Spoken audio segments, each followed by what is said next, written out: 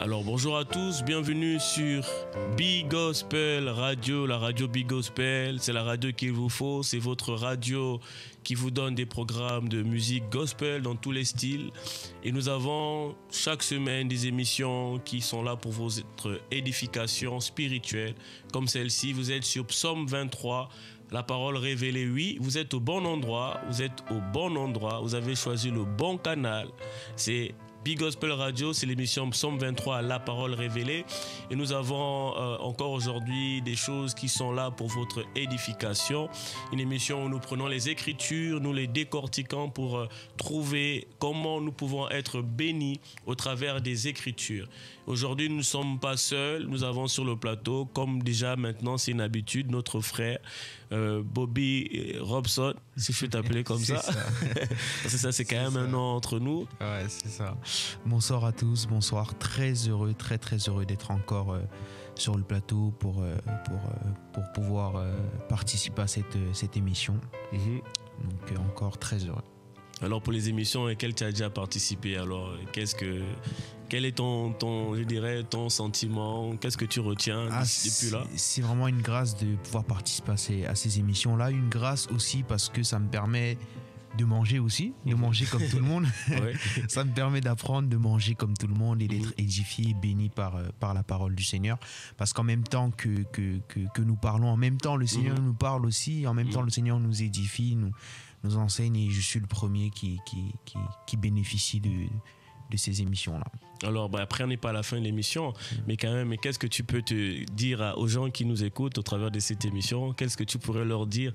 Je dirais, un peu, je dirais, comme disent les Ivoiriens, un peu à la coup de l'émission, pour ceux qui nous suivent. Moi, j'encouragerais ceux qui suivent l'émission à continuer à suivre l'émission pour leur édification, à partager l'émission avec ceux qui sont autour d'eux, parce que l'émission, franchement, nous édifie. J'ai beaucoup de retours. De retours autour de moi, de ceux qui suivent l'émission, de ceux qui sont édifiés par l'émission. Donc je nous encourage vraiment tous à persévérer dans le suivi de l'émission. D'accord. Alors vous êtes sur Psaume 23, la parole révélée. Je ne vous donne pas d'abord le thème. J'aimerais en quelques minutes là revenir un peu sur le pourquoi nous sommes arrivés à ce thème. Alors nous avions déjà 2 émissions passées fait une émission qui disait qui avait pour intitulé Comment cultiver la présence de Dieu. Et nous avons donné différentes clés, différents points qui pouvaient nous aider à cultiver, à expérimenter la présence de Dieu.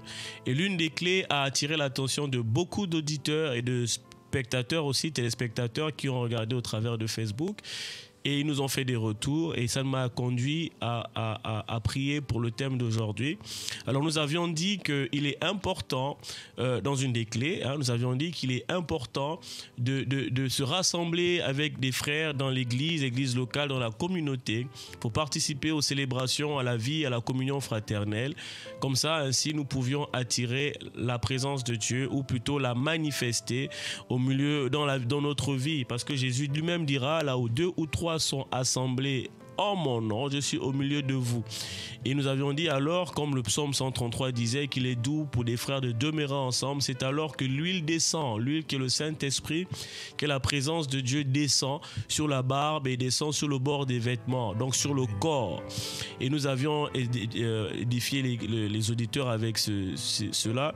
Et des gens nous ont dit, il y avait une question qui avait été posée par le bien-aimé Bobby qui demandait, mais alors qu'est-ce qu'on pouvait donner comme conseil ou dire à des personnes qui avaient désiré ou qui avaient jugé inutile plutôt de se rassembler à l'église parce qu'elles avaient peut-être par expérience des mauvaises expériences par rapport à ça, et on avait essayé de donner des éléments de réponse. Et du coup et les retours que nous avons eus, il y a des gens qui disaient oui, mais est-ce qu'on comprend vraiment ce qu'est l'église? Est-ce que frère, tu pourrais nous expliquer ce qu'est l'église? Ou d'autres qui disaient oui, mais l'église locale, est-ce que c'est vraiment assez important que ça? Et du coup, nous avons estimé qu'aujourd'hui, nous allons faire une émission qui a pour thème l'importance de l'église locale, l'importance de l'église sur le plan local. Amen. Donc voilà le thème, voici le thème. Nous avons 30 minutes pour développer sur ce thème, l'importance de l'église locale. Alors, comme à notre habitude, je vous invite à prendre vos Bibles, vos stylos, vos carnets, de vous installer confortablement quelque part, mets ton coussin dans le dos, je ne sais pas, si ton voiture, fais quelques étirements parce que nous allons essayer quand même d'aller dans les Écritures. Nous allons donner quelques raisons qui expliquent pourquoi l'Église est si importante que ça pour notre édification personnelle et notre édification collective. Alors, restez bien connectés, J'aimerais, avant qu'on commence cette émission, j'aimerais qu'on commence par définir déjà ce qu'est l'Église au sens universel du terme. Qu'est-ce que l'Église? Avant de rentrer dans l'Église au sens communauté, au sens local, où les églises sont établies partout dans le monde. J'aimerais d'abord qu'on essaye de définir ce qu'est l'Église. Alors, frère Bobby, est-ce que toi, tu aurais un élément de réponse? Comment tu pourrais définir l'Église? Alors, je définirais l'Église comme, premièrement, si on prend le mot Église, qui veut dire ecclésia, qui veut dire sortir d'eux. Les personnes qui ont été sorties.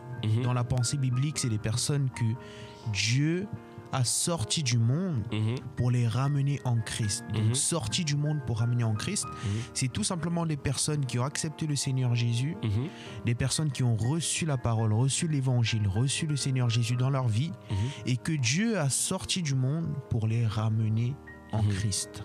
D'accord. Donc, ils ont été sortis du monde pour les ramener en Christ. Donc, en gros, l'Église, c'est un rassemblement de personnes qui ont été sorties du monde pour se rassembler. Pour se rassembler. Rassembler. Un rassemblement. Quand on parle donc de rassemblement, ça sous-entend que c'est des personnes qui se mettent ensemble. C'est ça, effectivement. Donc ça forme maintenant un groupe de personnes. Un groupe de personnes, effectivement. D'accord. Bon, tu as parlé bibliquement du terme ecclésia. Ecclésia qui veut dire sortir d'eux pour se rassembler quelque part. Ok. Alors, pour nos auditeurs, pour ceux qui n'ont pas de culture biblique, alors ce mot ecclésia, il sort d'où dans la Bible? Dans quelles circonstances ce mot a été donné? Alors, si ma mémoire est bonne, ce mot a été donné pour la première fois dans Matthieu. Oui. Dans Matthieu, il me semble, lorsque le Seigneur dira à Pierre, tu es Pierre, oui. Et sur cette pierre, oui. Sur ce roc, oui. Je bâtirai mon église. Voilà. Okay. On peut le lire, je pense. Si tu veux qu'on peut le lire. On peut le lire. Je te dis que tu es Pierre, et sur cette pierre, je bâtirai mon église. C'est bien ça? C'est ça. C'est bien le verset. Matthieu 16. Oui, Matthieu 16. Matthieu 16, je commence au verset 17. D'accord. Je lis au nom du Seigneur Jésus. Oui. Matthieu 16, verset 17.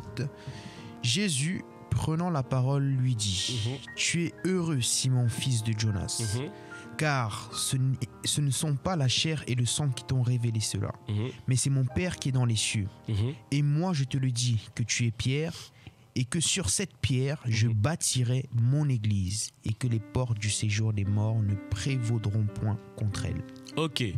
Donc, Jésus dit, je dis que toi, tu es Pierre, et sur cette pierre. Donc, je vais un peu parler en grec. Je dis que tu es Pétrus. Et sur cette Pétra, donc Pierre et Pierre, c'est deux mots différents. Il y a Pétrus et il y a Pétra, la pierre, le roc. Je bâtirai mon église. En fait, il dit sur cette Pétra, je bâtirai mon ecclésia, que tu as défini de manière excellente en disant que ça veut dire sortir du monde pour se rassembler en dehors du monde. Ok. Mais maintenant, pour arriver au mot ecclésia, il a d'abord fallu qui est un échange, on va dire un dialogue entre Jésus et ses disciples. Le contexte était celui-ci qui disait que disent les gens à mon sujet? C'est ça. C'est bien ça. Que disent les gens à mon sujet? Après, ils vont dire, oui, certains disent que tu es Jean-Baptiste, d'autres disent que tu es Jean, d'autres disent que tu es tel prophète. Et puis maintenant, Jésus va dire, mais vous-même, vous qui êtes avec moi, qui dites-vous que je suis? C'est alors que Pierre, si vaillant qu'il était, c'était un homme bouillant, un homme chaud. Il va répondre en disant, tu es le Christ, le Fils du Dieu vivant. Et voici ce que Jésus va dire. Ce n'est pas la chair et le sang qui t'ont révélé cela, mais c'est mon Père qui est dans les cieux qui t'ont révélé cela. Et après, il va dire, tu es heureux. Donc, Pierre est heureux d'avoir cette révélation. Il dit, Simon, fils de Jonas, car ce ne sont pas la chair et le sang qui t'ont révélé cela, mais c'est mon Père qui est dans les cieux. Et moi, je dis. Donc, c'est à partir de la révélation que Pierre a reçue sur la personne de Jésus, que finalement Jésus va dire que je bâtis mon église. Amen. En gros, c'est sur la révélation du Fils que l'église est basée. En fait, l'église, c'est le rassemblement de personnes qui ont compris ce qu'est Jésus. Amen. En fait, si Pierre n'avait pas dit que tu es le Christ, le Fils du Dieu vivant, Jésus n'aurait jamais dit sur cette pierre, donc sur cette révélation, donc sur ce roc, donc la révélation qui est ce roc, je bâtirai mon église. Amen. En gros, pour l'église, c'est le rassemblement de personnes qui ont compris ce qui est Christ.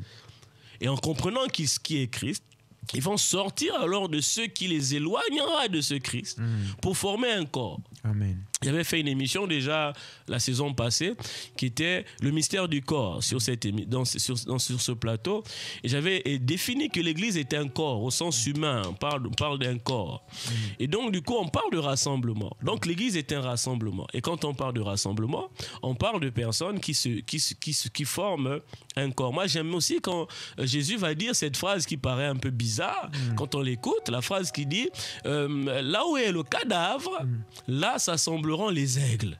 Yes. Jésus définit l'église comme étant un rassemblement d'aigles où se situe un cadavre.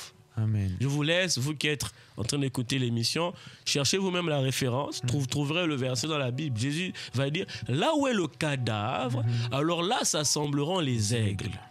Or, nous avons tendance à dire, oui, nous sommes des aigles, on doit être dans la hauteur, les montagnes et tout. Mais ce n'est pas ce que Jésus dit à propos des aigles. Il dit, vous êtes des aigles, mais des aigles rassemblés là où il y a un cadavre.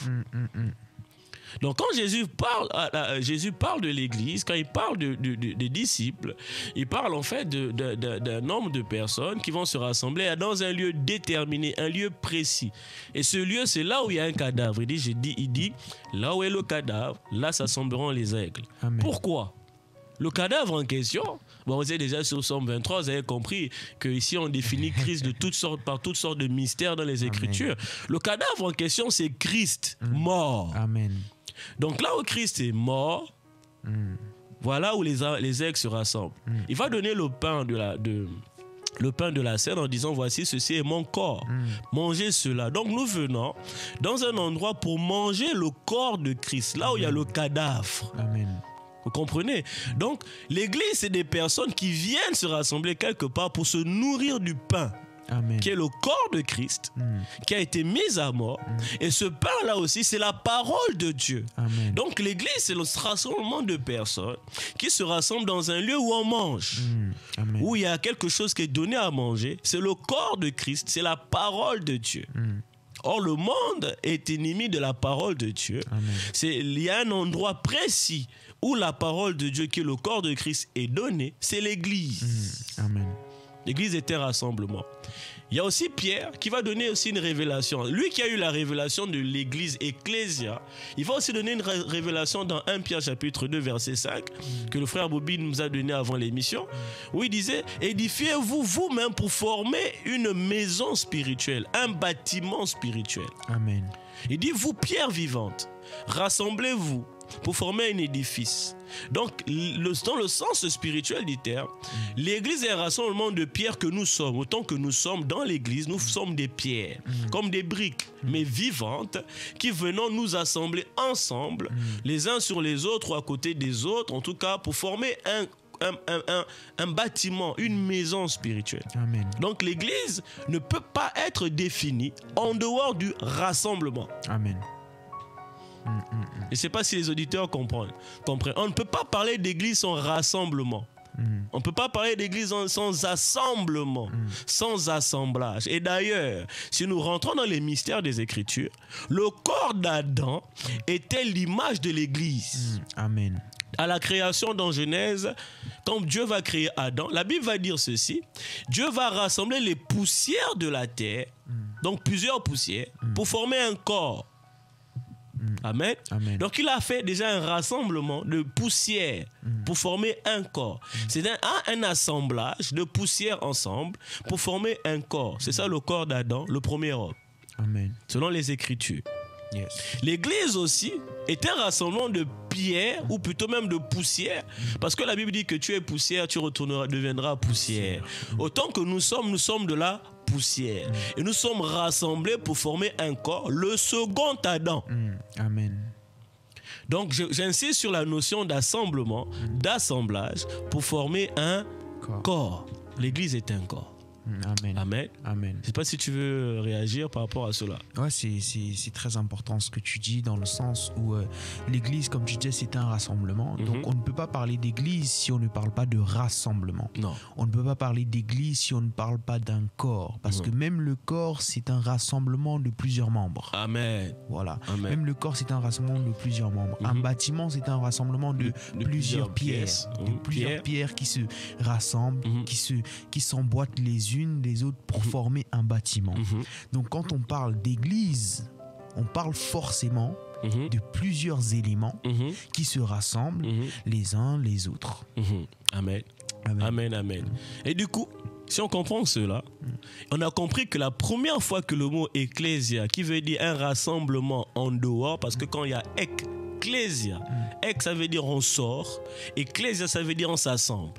Donc on part de quelque part pour s'assembler dans quelque chose. C'est ça. Donc nous sommes dans l'église. Mais Jésus a utilisé le mot ecclésia. Mais quand Jésus parle d'ecclésia, il parle d'abord, certes, du corps du sens universel, mais il parle aussi dans le sens local, dans le sens de la communauté quelque part. La preuve, nous allons prendre Matthieu chapitre 18.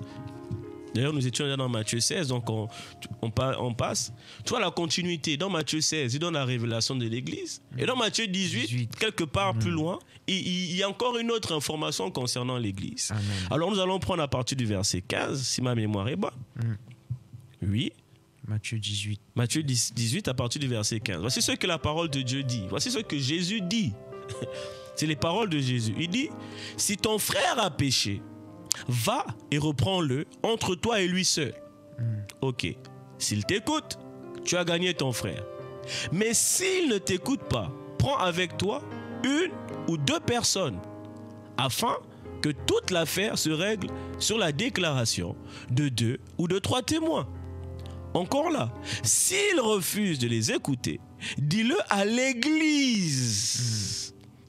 Et s'il refuse aussi d'écouter l'église, qu'il soit pour toi comme un païen et un publicain. Donc dans Matthieu 16, il a donné la révélation que nous allons former une église. Amen. Et plus tard, il peut maintenant parler de l'église.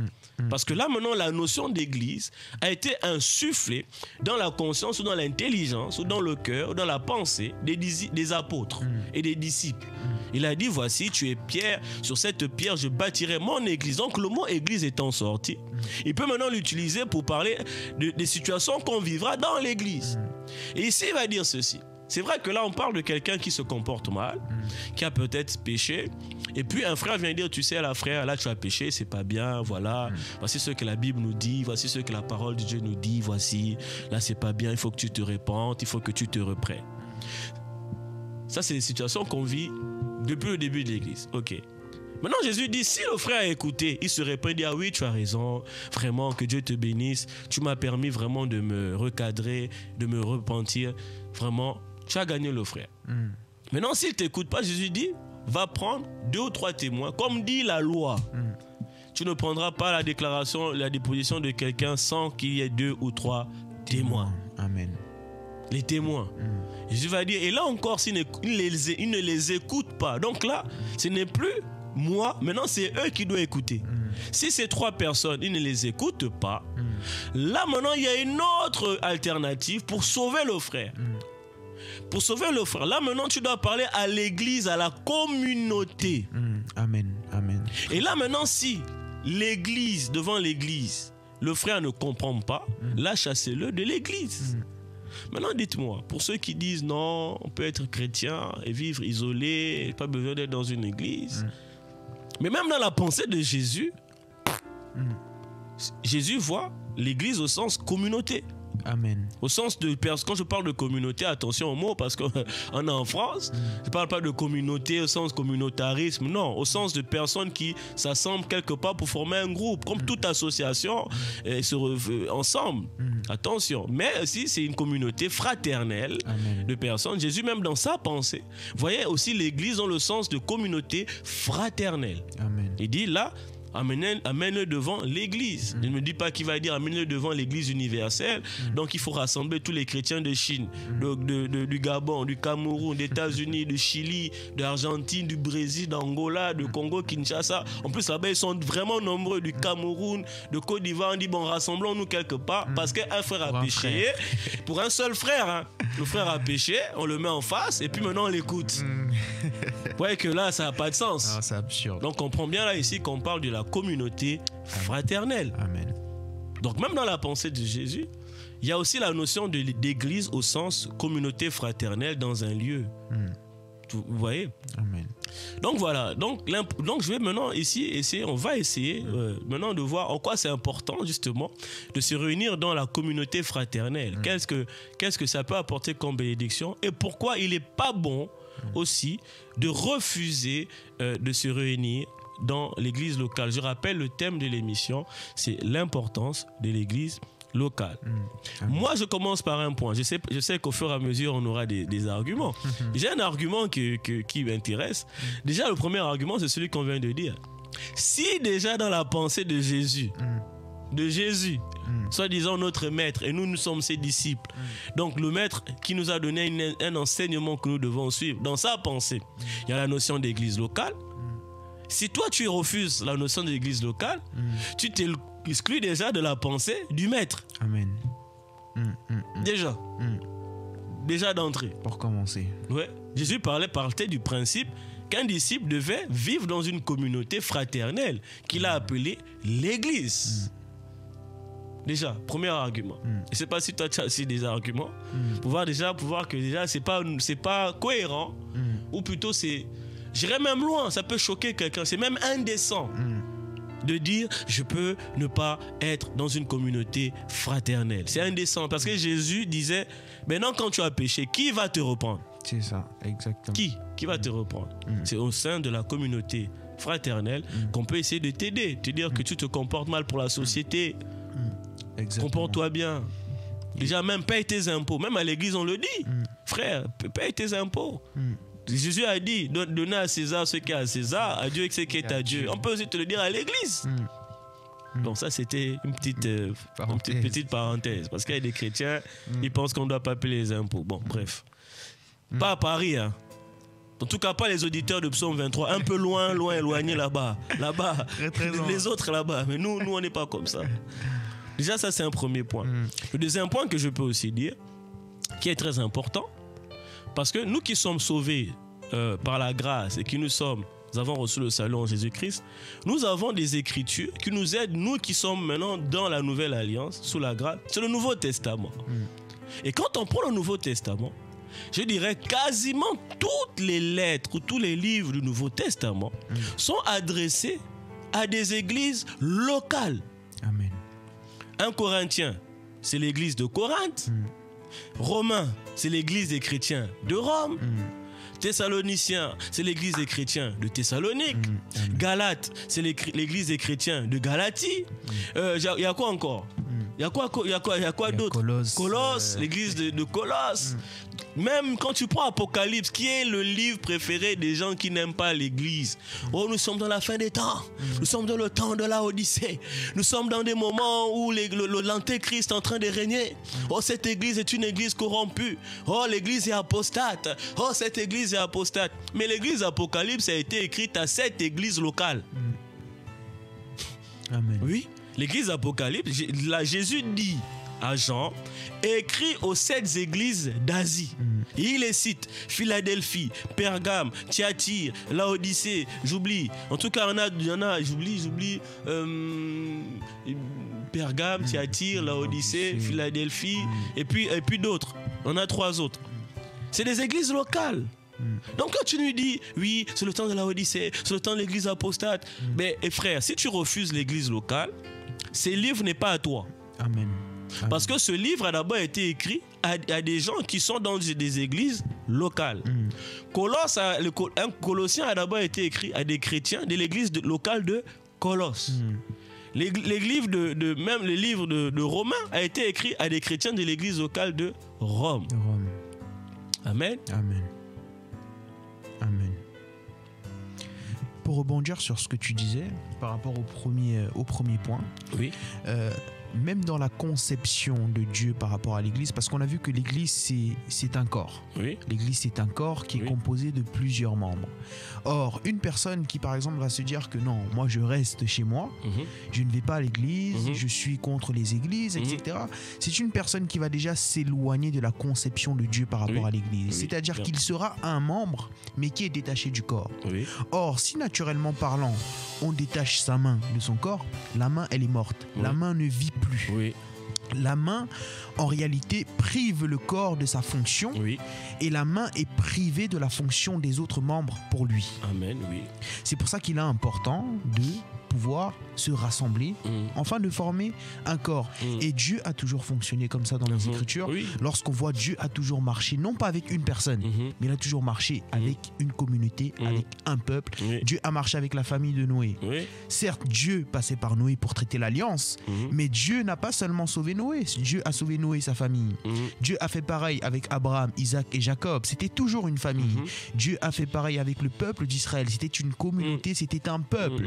Et aujourd'hui, Dieu le fait avec le corps, le Christ, mais avec les églises les communautés localisées quelque part. Exactement. Voilà. Donc Dieu a toujours fonctionné de cette manière-là. Amen, amen.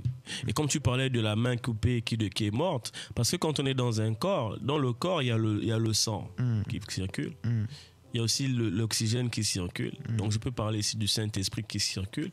Donc, quand tu te coupes du corps, tu n'es plus dans la transmission, la transmission ou le transport, ou je dirais pas, l'esprit ne viendra plus à toi, ni le sang. En fait, si on parle du corps au sens même médical et si on le transpose sur le sens spirituel, tu te prives clairement des bénédictions de Dieu. C'est dans le corps, dans les échanges dans le corps que nous sommes bénis.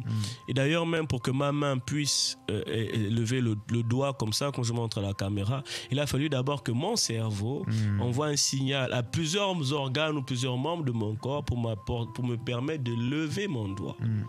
Donc déjà, même pour le fait d'être dans un corps te permettra d'une certaine manière aussi, en fait, de pouvoir exercer ta mission ou ta fonction en étant aidé selon les autres membres du corps qui t'apporteront aussi ce dont tu as besoin, en fait.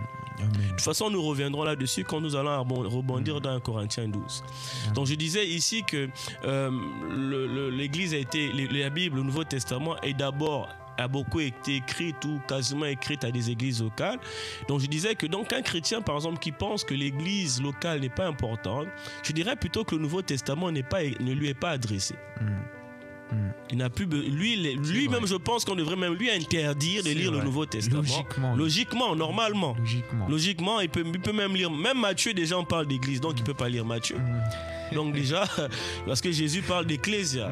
Dans Matthieu 18, il parle le sens de l'église locale. Dans Matthieu 16, il parle de le sens universel. Donc Matthieu, déjà, c'est pas pour lui. Colosse n'est pas pour lui. Il peut même pas lire les femmes doivent. Souvent, ces gens sont souvent dans l'extrême. Il y a souvent des gens dans l'extrême. Oui, dans vos églises, les femmes n'ont pas le voile. Mais pourquoi tu nous cites 1 Corinthiens 11 Mais 1 Corinthiens 11 est à l'église de Corinthe d'abord. C'est ça. Donc ça aussi, ça te concerne pas, en fait. Dans tous les cas, en fait. Là, c'est un argument déjà. Deuxième chose, que je trouve aussi très important, on ne peut pas grandir sans les autres. Et d'ailleurs, il y a un commandement de Jésus. Un des commandements de Jésus dit ceci: aimez-vous les uns les autres.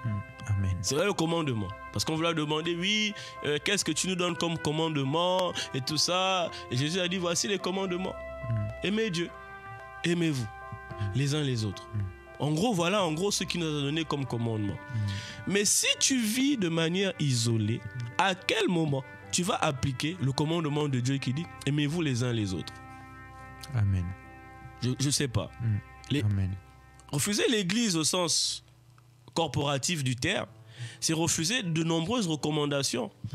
Moi, j'ai fait des recherches, je suis arrivé à trouver 37 verbes dans le Nouveau Testament qui sont suivis de l'expression les uns les autres. Aimez-vous les uns les autres, supportez-vous les uns les autres, édifiez-vous les uns les autres, confiez-vous les uns les autres. Il y a plusieurs verbes comme ça. Donc il y a des verbes que tu ne peux pas appliquer dans ta vie sans la mention les uns les autres. Ça fait beaucoup. Amen. Et après, je peux te donner une vingtaine de versets où l'expression les uns les autres, même plus les uns les autres, est écrite. Par exemple, nous pouvons prendre Hébreux 10, verset 24. Un exemple comme ça, parmi tant d'autres. Hébreux 10, verset 24. Je ne sais pas si tu peux trouver ça. Hébreux 10. Hébreux 10, verset 24. Verset 24. Ça dit quoi? Alors, Hébreux 10, verset 24 Oui. dit ceci. Veillons les uns sur les autres pour nous exciter à la charité et aux bonnes œuvres. Non, répète. Répète. Veillons les uns sur les autres. Veillons les uns sur les autres. Ah. Amen. Afin de nous pousser de manière forte, de manière puissante. Et moi ici, dans ta version, on dit exciter à l'amour. Amen. Ah. J'en ai plein comme ça. Il y a Hébreux 10, 24 que tu viens de lire. Et Romains 14, 19 va dire édifiez-vous les uns les autres. Tu as Colossiens 3, 16 qui va dire instruisez-vous les uns les autres. 1 Thessaloniciens 5, verset 11 va dire exhortez-vous les uns les autres. Tu as Romains 15, verset 14 qui va dire avertissez-vous réciproquement. Tu as Éphésiens 5, 19 qui dit entretenez-vous les uns les autres par des cantiques, des psaumes, des hymnes. Tu as Jean 13 qui dit lavez-vous les pieds les uns les autres. Tu as Colossiens 3, 9 qui dit ne mentez pas les uns les autres. Tu as Jacques 4, verset 11 qui dit ne parlez pas mal les uns les autres. Tu as Jacques 5, verset 9 qui dit ne vous plaignez pas les uns les autres. Tu as Éphésiens 5, 21 qui dit soumettez-vous les uns aux autres. Amen. Tu as Éphésiens 4, 1, verset de 1 à 3 qui dira supportez-vous les uns les autres. Amen. Tu as Éphésiens 4, verset 32 qui dira pardonnez-vous les uns les autres. Amen. Tu as Jacques 5, verset 16 qui dit confessez vos péchés les uns aux autres. Amen. Tu as aimez-vous les uns les autres dans Jean 13, verset 34. Amen. Dans Jean 15, verset 12. Dans Jean 13, verset 17. Dans Romains 12, 9. Dans Romains 13, 8. Dans Galates 5, 14. Wow. 1 Thessaloniciens 3, verset 11. Dans 1 Thessaloniciens 4, verset 9. Dans Jacques chapitre 2, verset 8. Dans 1 Pierre chapitre 1, verset 22. Dans 1 Jean chapitre 3, verset 11. Dans 1 Jean chapitre 3, verset 23. 1 Jean chapitre 4, verset 7. 1 Jean chapitre 4, verset 11. 2 Jean chapitre 1, verset 5. Aimez-vous les uns les autres. Tu as accueillez-vous les uns les autres. Romains 15, verset 7. Saluez-vous les uns les autres. 1 Corinthiens chapitre 16, verset 20. 2 Corinthiens chapitre 13, verset 12. Ainsi de suite, ainsi de suite. Ayez également soin les uns les autres. Soumettez-vous les uns aux autres. On en a plein comme ça. Soyez les serviteurs les uns des autres. Galates 5, 13. Portez les fardeaux les uns les autres. Galates 6, 2. Exercez l'hospitalité les uns envers les autres. 1 Pierre chapitre 4, verset 9. Soyez bons les uns envers les autres. Éphésiens 4, verset 32. Priez les uns pour les autres. Jacques 5, verset 16. Dis-moi, c'est une recommandation ultime de vivre ensemble dans la communauté pour pouvoir effectivement vivre de l'autre, de s'édifier, de se pardonner, de s'encourager, de s'aimer, de se supporter, de s'entraider les uns les autres. Refuser l'église, c'est quelque part refuser, c'est carrément fuir la parole de Dieu, c'est refuser le plan de Dieu non seulement pour soi-même mais pour les autres, parce que toi aussi tu dois être utilisé pour apporter dans la vie de quelqu'un quelque chose de particulier. Amen. Et comment tu peux le faire? En refusant l'église. C'est une compréhension, une interrogation que je n'arrive pas à comprendre. Je comprends bien que des gens peuvent avoir des frustrations. Je comprends bien que des gens peuvent avoir des expériences un peu quand même. Il faut les comprendre. C'est compréhensible. Mais ça fait partie aussi, même ça aussi, ça fait partie de l'apprentissage. À quel moment tu vas apprendre la patience, à manifester de l'amour, à manifester le pardon, à manifester, je ne sais pas, de la bienveillance sans te confronter aux autres. Moi, j'ai un pasteur que j'avais à Toulouse. Je peux me citer son nom, pasteur Ndola Elandou.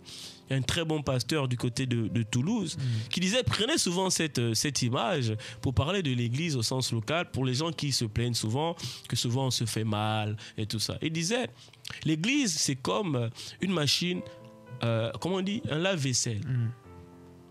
Ou plutôt, et on met la vaisselle. Et à un moment donné, vous voyez, la machine elle bouge. Tu as la cuillère qui cogne un peu l'assiette, l'assiette qui cogne le verre, tu as le verre qui cogne le couvercle de la marmite. Et puis, ou bien quand tu laves, quand tu fais la vaisselle dans un bac, tu prends la cuillère qui cogne la tasse et tout ça. Et puis après, au final, quand la vaisselle elle est propre, la cuillère ne sait plus qu'elle a été cognée par le verre, qu'elle a été cognée par l'assiette. C'est dans un processus mutuel de nettoyage, de purification, de sanctification que nous sommes appelés à vivre ensemble et maintenant, finalement, à sortir de là sanctifiés. Donc, c'est important, la notion, la recommandation les uns envers les autres. Très important.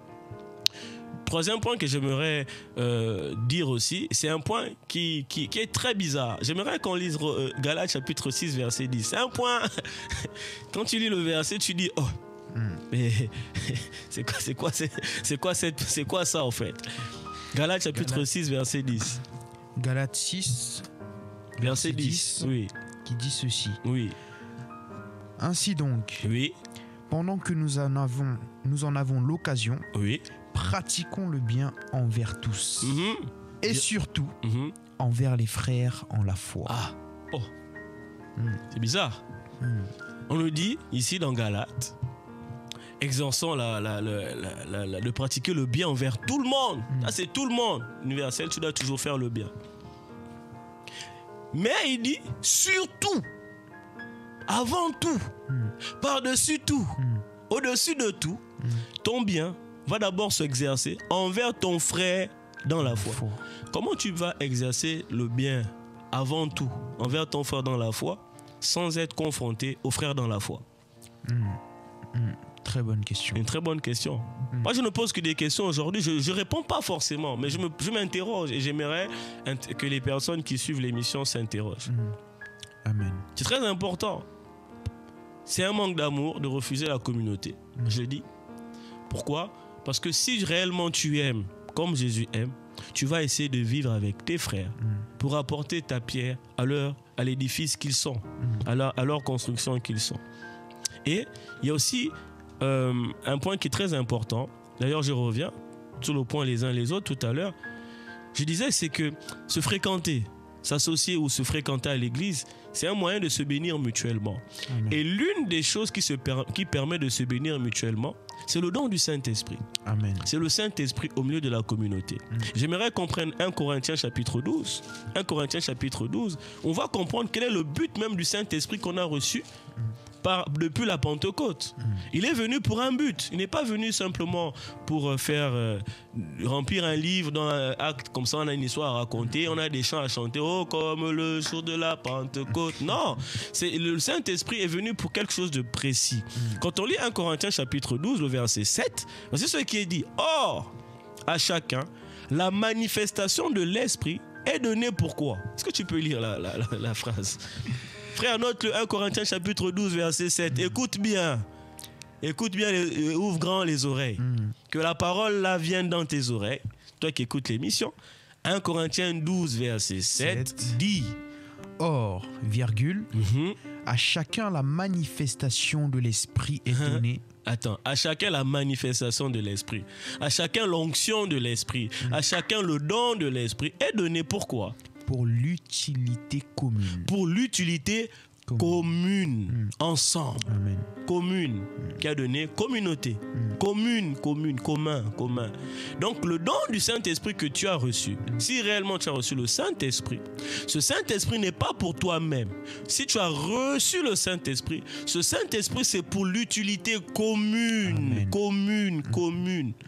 Et comment tu peux le manifester pour l'utilité commune? C'est en étant dans la notion de commun, ensemble, dans la communauté.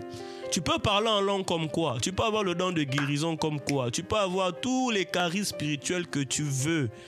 Mais si ce n'est pas utilisé pour le bien commun de l'Église, ça sert à rien. Tu es en dehors de la parole de Dieu. La Bible dit, or à chacun, la manifestation de l'Esprit est donnée à tous pour l'utilité commune. Amen. Amen. Verset 11. Un seul et même esprit opère toutes ces choses, les distribuant à chacun, en particulier comme il veut. Ça veut dire que chacun reçoit le Saint-Esprit, reçoit le don de l'Esprit, pas pour juste dire, oh, j'ai l'onction, oh, robobo, satoro, keshikerebo, shaba, oh, moi j'ai l'onction. Non. Le don de l'Esprit est donné pour l'utilité commune. C'est important, l'Église. Et d'ailleurs, donc, du coup, quand tu as un souci, tu as un problème, tu viens à l'église. Et puis un frère va dire, tu sais, sœur, j'ai une parole pour toi. Bah, la parole est sortie, tu es encouragé, tu es consolé, tu rentres chez toi. Tu arrives, moi ça m'est arrivé d'être dans des situations économiques dans le passé où l'église m'a soutenu. L'église me donnait des plateaux repas à une époque, il y a eu 7-8 ans derrière. C'est l'église m'a nourri. L'église m'a même habillé un moment. C'est à ce moment-là à quoi sert l'église. Quelqu'un est malade, on va prier pour toi. Tu vis une situation compliquée, on va te soutenir. Récemment, j'ai participé à une maraude. On allait donner des vêtements dans la rue, à l'église. On a fait une sortie avec l'église. Mon église, on allait donner de la nourriture aux comment on appelle aux réfugiés, tout ça qui sont à Port d'Aubervilliers. Ça, c'est le bien envers tous. Et après, récemment, on a eu un frère dans l'église qui a perdu son oncle. Donc, qui a perdu son frère. Parce qu'en fait, c'est un papa qui a aussi ses enfants dans l'église. Il a perdu son frère. Moi, j'ai vu comment l'église, le dimanche, on allait rendre visite à ce papa ensemble. J'ai vu comment ça lui a fait du bien, ça lui a apporté une consolation. Ça, c'est le bien envers les frères dans la foi. Ouais. Donc ça, c'est aussi l'importance d'avoir l'Esprit de Dieu. C'est d'apporter dans la vie de nos bien-aimés quelque chose de particulier. L'hospitalité, la bienveillance, la bonté, même le fruit de l'Esprit de Galates 5:22 ne peut s'exprimer qu'en étant confronté à la communauté. Tu vas aimer qui tout seul? Tu vas faire le bien envers qui tout seul? Tu vas user de patience envers qui tout seul?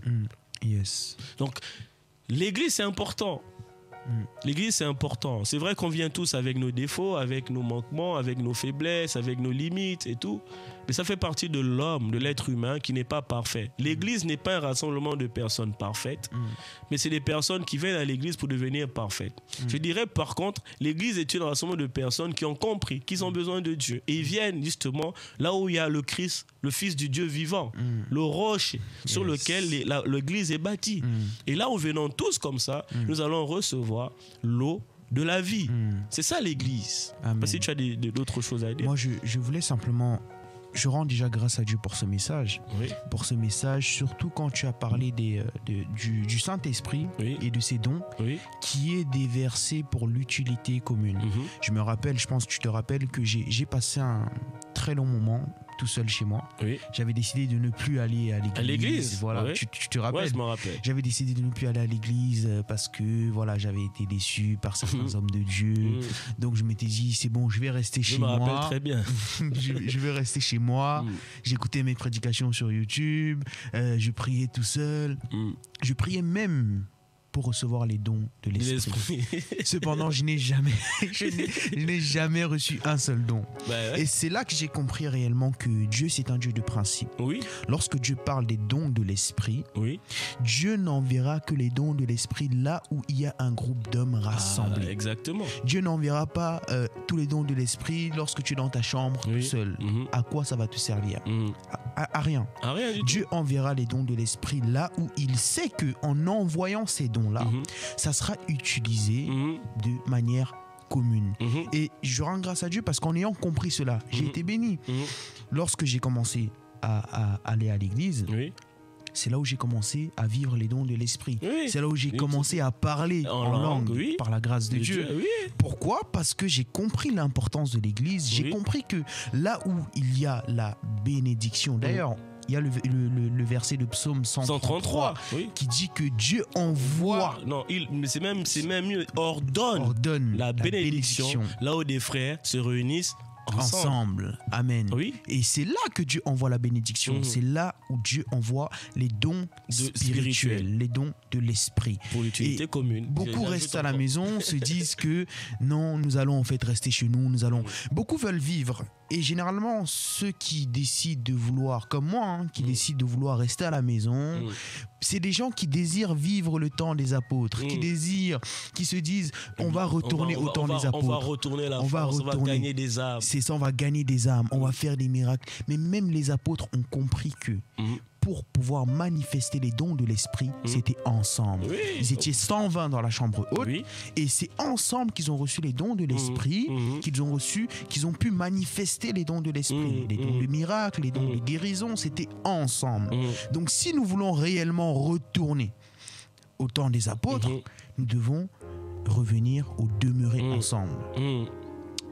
Amen. Amen. Alors, ce que tu dis, je rebondis dessus. Parce que quand on prend acte des apôtres, voici ce que Jésus va leur dire. Verset 4, chapitre 1. Actes des apôtres, chapitre 1, verset 4. Comme il se trouvait avec eux, donc Jésus se trouvait encore avec les disciples, il leur recommanda de ne pas s'éloigner de Jérusalem, mais d'attendre ce que le Père avait promis. Ce que je vous ai annoncé, leur dit-il, car Jean a baptisé d'eau, mais vous, dans peu de jours, vous serez baptisés du Saint-Esprit. Donc Jésus leur dit, pour être baptisé du Saint-Esprit, pour recevoir le don du Saint-Esprit, restez à Jérusalem, ou ne vous éloignez pas de Jérusalem. Voici ce que... je vais sauter en gagnant, les autres qui étant au ciel, Alors, verset 12, alors ils retournèrent à Jérusalem, de la montagne appelée des Oliviers. Donc ils partirent du mont des Oliviers, où Jésus est monté, pour aller à Jérusalem. Parce que le mont des Oliviers était un chemin de sabbat de Jérusalem. Quand ils furent arrivés, ils montèrent dans la chambre haute où ils se tenaient d'ordinaire. C'était Pierre, Jean, Jacques, André, Philippe, Thomas, Barthélemy, Matthieu, Jacques, fils d'Alphée, Simon le Zélote et Jude, fils de Jacques. Tous d'un commun accord. Tous d'un commun accord persévéraient dans la prière et dans l'oraison, donc la louange, l'adoration, avec les femmes et Marie, mère de Jésus, et avec les frères de Jésus. D'un commun accord, ils se sont unis à la chambre haute. Mais Jésus ne leur a pas dit de s'unir à la chambre haute. C'est ça. Jésus a juste dit, restez à Jérusalem. Donc, ils auraient pu chacun rentrer chez soi, Pierre dans sa maison, Jean dans sa maison, ainsi de suite, et puis attendre ce que Jésus a promis. Mais non, ils ont dit, d'un commun accord, on va rester dans le même endroit, ensemble, et nous allons prier. Donc, ils n'ont pas attendu le Saint-Esprit en dormant, en se disant, bon, de toute façon, il a dit, ça va faire. Non, il a fallu qu'ils prient ensemble pour que le Saint-Esprit descende. Amen. Il y avait là, pratiquement, 120 personnes. Amen. Amen. Amen. C'est pour dire ceci, c'est que tu ne peux pas vivre réellement le Saint-Esprit en étant éloigné de l'Église, en étant éloigné de la communauté. Là, ils étaient déjà une Église, bien que le Saint-Esprit n'avait pas encore été donné. Mais déjà là c'était l'Église. D'ailleurs, c'est la première Église. Quand le Saint-Esprit tombe, paf, de là commence le ministère terrestre de l'Église, dans la continuité de Christ. Amen. Au travers des apôtres, parce qu'ils ont reçu le Saint-Esprit en eux, donc Jésus en eux. Donc c'est très important de vivre l'importance de l'Église. L'Église, c'est important. Et comme j'avais dit dans l'émission, comment cultiver la présence de Dieu, c'est dans la manière, donc quand on se réunit comme ça dans l'Église, de manière corporative, locale, de manière ensemble, dans le sens d'association, de s'associer ensemble pour prier, on vit la présence de Dieu. Donc c'est une bénédiction, vivre la présence de Dieu. Là où 2 ou 3 sont au milieu de vous, sont là, se réunissent, je suis au milieu de vous. C'est là que Dieu ordonne la bénédiction, comme on a vu dans le psaume 133. Et c'est vraiment une grâce, en fait. Et moi, j'aime bien quand je vais à l'église, j'écoute le pasteur prêcher, ça m'édifie. Voilà. Le pasteur, c'est mon pasteur, c'est mon père spirituel. Mais c'est aussi un frère dans la foi, puisqu'on est ensemble chrétiens, disciples de Jésus. Et ces dons spirituels, l'onction qu'il a, bien qu'il ait été mis à part, m'édifie. Amen. Je pense aussi que quand un frère prie pour moi à l'église, ça m'édifie. Des fois, ça nous arrive de prier ensemble à l'église avec des frères et des sœurs. Moi, j'aime beaucoup une sœur là quand elle prie pour moi. Souvent, elle me prend par les mains. Je sens qu'elle me communique la vie de Dieu. Elle me communique quelque chose de spécial. Sœur Cricket, je sais que tu m'écoutes, je parle de toi. Tu écoutes l'émission tous les mercredis, je parle bien de toi. Quand elle prie pour moi, des fois, elle dit, mais pourquoi moi? Je dis, prends seulement mes mains, prie. Tu vois, je sais que cette sœur, elle a quelque chose de spécial quand elle prie. Alors, je vais pas me priver de ça. Pourquoi je vais me priver de ça? C'est une bénédiction. Je suis content, mais je ne pourrais pas le vivre. Je n'aurais pas pu le vivre en étant tout seul chez moi dans ma maison. Impossible. Amen. Impossible. Je ne suis pas en train de taper sur les mains des gens. C'est pas ça le but. Mais c'est quand même exhorter les gens à se dire que l'église a une importance. C'est très important. Rester chez soi, ça peut s'expliquer pour certaines raisons, les traumatismes et tout, mais ce n'est pas l'église, l'institution qui est le problème. Là, c'est les hommes le problème qui t'ont frustré. Mais ça ne veut pas dire que l'église, au sens institutionnel, est un problème. Non, au contraire, l'église est une bénédiction. Je crois que tu as quelque chose à dire, on est pratiquement... Il nous reste quelques minutes. Tu as encore quelque chose à dire? Je voulais simplement, pareil, encourager beaucoup, parce que moi-même j'ai été dans ce cas-là, encourager beaucoup à ne pas rester chez eux. Parce que comme on l'a vu, l'église, le fait d'appartenir à une église locale, il y a beaucoup de bénédictions. Beaucoup de bénédictions. On rate beaucoup de choses, vraiment beaucoup de choses en restant chez soi. Et comme tu l'as dit, c'est un problème d'homme. Mais c'est en se confrontant à ce problème qu'on grandit spirituellement. Amen. Parce que si on reste chez nous, on ne grandira pas spirituellement. C'est pas le fait simplement de prier qui fait grandir spirituellement, mais c'est aussi le fait de côtoyer des hommes qui n'ont pas forcément le même caractère que nous, côtoyer des personnes qui n'ont pas forcément la même éducation. La même éducation, ça nous permet de grandir ensemble. Amen. Yes. Je peux prendre ton témoignage, c'est important parce que je le connais très bien. Et moi-même, je veux parler de moi. Moi, je suis quelqu'un qui était très impulsif. Mais vraiment, j'étais très impulsif. J'ai démarré au tic au tac. Comme les voitures de sport, là, à peine tu appuies sur l'accélérateur. Mais aujourd'hui, quand je dis ça aux gens, personne ne me croit. Pourtant, moi, moins de petits trucs. Ah ouais, pourquoi, Lenny, machin, tout ça. Mais de quelle manière j'ai pu être transformé? En étant à l'église. Et tu sais de quelle manière? En étant frustré. En étant frustré. Les confrontations avec les gens. Ouais, il m'a fait ci, il m'a fait ça. Oh, pourquoi? Tout ça. Et au fur et à mesure, sans me rendre compte, j'ai commencé à être, je dirais, je suis devenu quelqu'un de très pacifique. Pacifique. Non, ça va aller. Non, calmez-vous. Non, mais moi, au contraire, avant, c'était le gars qui allumait qui allait au fight. Mais aujourd'hui, je suis plutôt quelqu'un de plus modéré, plus réservé dans ce domaine. Pourtant, j'étais très impulsif. Depuis petit, j'ai grandi comme ça. On m'a fait faire du judo pour me canaliser. Bon, ça marchait quand même. Le judo, déjà, avait réussi à me calmer. Mais aujourd'hui, quand j'y pense, je me dis non, c'était pas aussi une bonne chose. Mais c'est quand j'ai reçu le Saint-Esprit, j'ai commencé à cultiver le fruit de l'Esprit en étant confronté aux frères et sœurs. Oh là là, qu'est-ce qu'on m'a pas fait dans l'église? Qu'est-ce qu'on ne m'a pas fait? Si je peux raconter les histoires que j'ai vécues dans les églises. Hey, des fois, on m'a dit, mais tu es encore dans cette église? Oui, je suis encore dans cette église. Oui, j'aime même cette église. J'aime ça, voilà. C'est comme ça que j'apprends l'amour, j'apprends le pardon, j'apprends la tempérance, j'apprends la bonté, j'apprends à prendre sur moi, j'apprends là, entasser les uns les autres là, comme la Bible dit. C'est là où on apprend à se supporter, à s'aimer, à s'encourager, à s'édifier les uns et les autres. Je ne viens pas à l'église pour quelque chose, pour avoir quelque chose comme en étant égoïste pour quelque chose. Je viens en étant altruiste, en me disant je viens pour bénir quelqu'un. Et c'est dans cet état d'altruisme que quelqu'un aussi va me bénir. Enfin, je rentre chez moi, on est béni. Amen. Amen. Tu as encore une chose à dire? Non, on parle là-dessus. Je pense que le message... On peut en parler dessus pendant des heures et des heures et des heures. Et passer par la grâce de Dieu.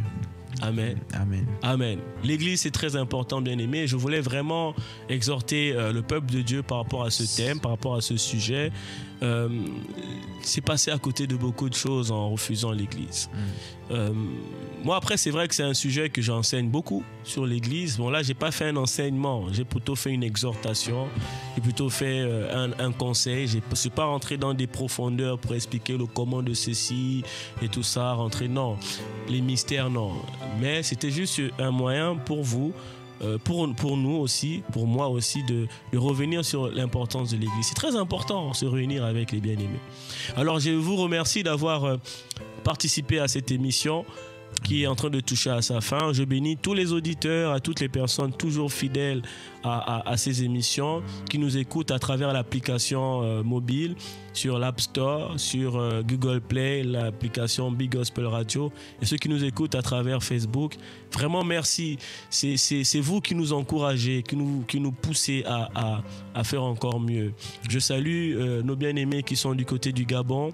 Je salue ceux qui sont du côté du Cameroun. J'ai une sœur au Cameroun qui ne rate jamais cette émission. Vraiment, merci. C'est encourageant. Elle fait des retours. Non, là, tu aurais pu dire ceci. Là, frère, j'ai bien aimé ça, mais la prochaine fois, ne dis pas comme ça. Tiens-toi comme ça. Attention à l'écran, à l'image. C'est des choses importantes. On apprend. On n'est pas... on n'est pas des chroniqueurs radio. Nous, on est devant la chair, devant l'église, en fait, en général. Et être dans un studio comme ça, avec combien de caméras, 4 caméras devant toi, tu te demandes, bon, là, si je fais une erreur, là, voilà. C'est important, ça vous nous aidez. Je salue comme ça Barbara Mananga, la présidente de Big Gospel, là où tu es, vraiment merci pour ton travail, la sœur Lauriane. Je salue toute l'équipe de la radio Big Gospel. C'est vraiment un travail formidable que vous faites. Merci encore au studio VL pour leur apport technique. Ça nous fait du bien. Je bénis aussi cette radio. Que Dieu vous bénisse. Je vous dis Amen. À mercredi prochain à 19h. Je peux déjà annoncer le thème ou pas? Non. J'ai un thème, non, vous le verrez sur les réseaux sociaux. Que Dieu vous bénisse. Bonne soirée à vous. Bonne soirée. Ciao. Ciao.